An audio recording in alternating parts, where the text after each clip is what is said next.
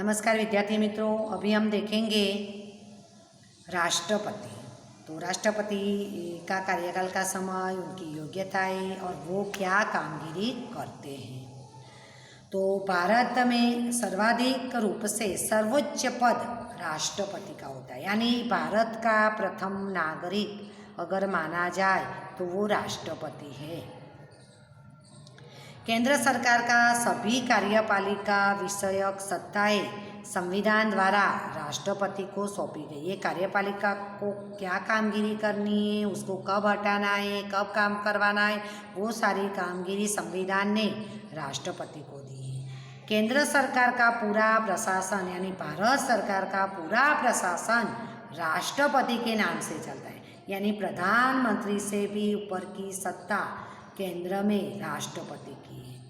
और अभी हमारे राष्ट्रपति श्री रामनाथ कोविंद जी है, वो राष्ट्र का सर्वोच्च तथा भारत का प्रजातंत्र का ये मोस्ट आईएमपी है, प्रजातंत्र के प्रथम नागरिक है। तो वो सर्वोच्च, भारत के सर्वोच्च तथा प्रजातंत्र के प्रथम नागरिक है। तो एक बात क्लियर है कि प्रधानमंत्री से भी ऊपर की सत्ताएं राष्ट्रपति के हाथ में है। अभी हम उनकी योग्यताएं देखेंगे।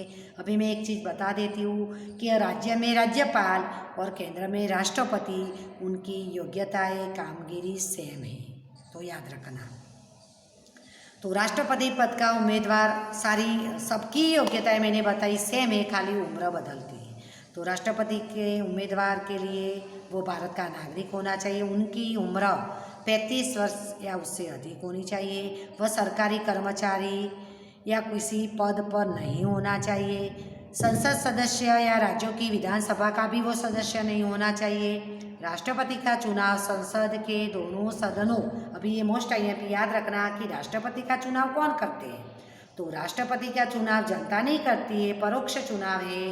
राष्ट्रपति का चुनाव संसद के दोनों यानी लोकसभा और राज्यसभा तथा हर एक राज्यों की विधानसभाओं में चुने गए सदस्यों से बनाए गए मतदान मंडल द्वारा परोक्ष पद्धति से उनको पसंद किया जाता है, और उनका चुनाव भी 5 साल के लिए ही किया जाता है। लेकिन वह चाहे तो दोबारा चुनाव में भाग ले सकते, यानी 5 साल वो बन चुके राष्ट्रपति, मानो कि रामनाथ कोविंद अभी वर्तमान वो राष्ट्रपति, उनका 5 साल खत्म होगा, बाद में नए चुनाव में अगर वो राष्ट्रपति बनना चाहते तो चुनाव में वो खड़े रह सकते हैं।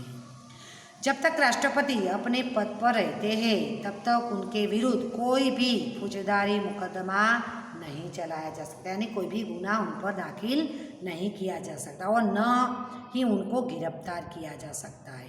तो किसी प्रकार की सज़ा का आदेश नहीं दिया जा सकता है कि जब तक वो सत्ता पर है। अभी हम देखेंगे राष्ट्रपति की कामगिरी, उनका काम। तो राष्ट्रपति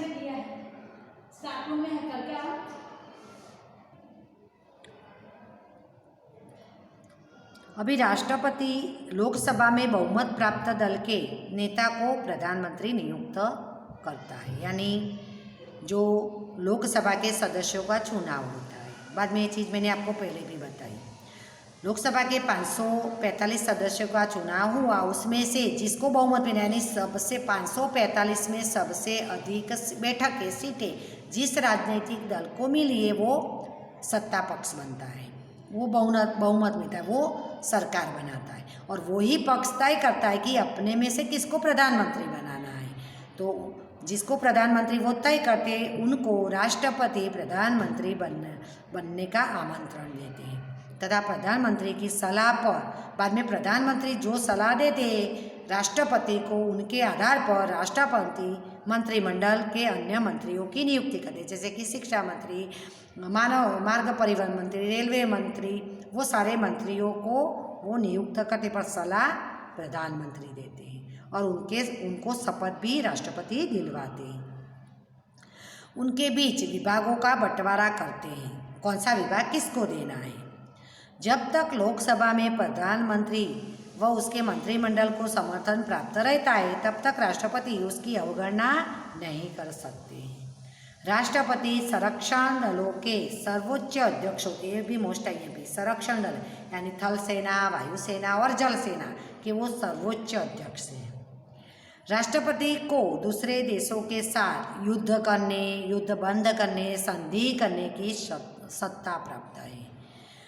राज्य अभी हर एक भारत के जो 28 राज्य है वो राज्य के राज्यपालों की नियुक्ति करना, सर्वोच्च अदालत जो दिल्ली में उसके वरिष्ठ न्यायमूर्ति की नियुक्ति करना, अटॉर्नी जनरल की नियुक्ति, मुख्य चुनाव आयुक्त की, लोक सेवा आयोग के अध्यक्ष तथा उनके सदस्यों की नियुक्ति तथा भारत के राजदूत यानी जिसको विदेश मंत्री बोलते उनकी नियुक्ति राष्ट्रपति करते। एक क्वेश्चन याद रखना कि राष्ट्रपति किस किस की नियुक्ति करते, तो ये सारे उसमें आएंगे।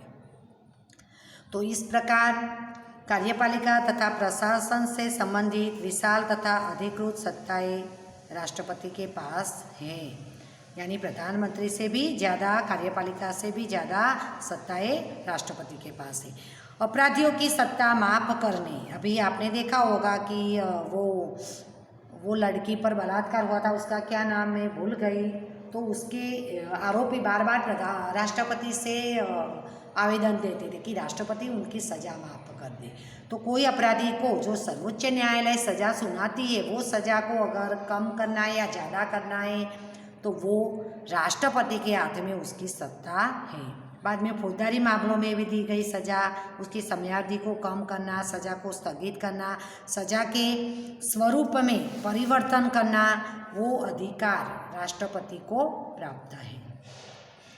संसद के दोनों सदन की बैठक बुलाना, दोनों सदन की राज्यसभा और लोकसभा को बुलाना, उसको स्थगित करना तथा लोकसभा को भंग करना, यानी लोकसभा कार्य बराबर सरकार काम नहीं कर रही है तो उसको विसर्जन करना, वो भी सत्ता राष्ट्रपति के पास है। जब युद्ध होता है, कोई बाहर का देश हमारे देश पर आक्रमण करता है तथा सशस्त्र विद्रोह, देश में ही शस्त्रों के साथ कोई विद्रोह पर उतर आ जाता है, भारत में अथवा भारत के किसी भाग में सुरक्षा के समय भय उत्पन्न होता है, ऐसी परिस्थिति में राष्ट्रपति आपातकाल घोषित कर सकते हैं। और राष्ट्रपति इस निर्णय को न्यायालय में, अभी राष्ट्रपति ये निर्णय लेता है कि देश में या देश के किसी भी राज्य में आपातकाल घोषित करते तो वो निर्णय को न्यायालय में चुनौती नहीं दी जा सकती। राज्य के राज्यपाल की सिफारिश पर राष्ट्रपति उस राज्य में संवैधानिक, थैंक यू दीदी, आपको कितना ऊपर आना चाहिए। हाँ,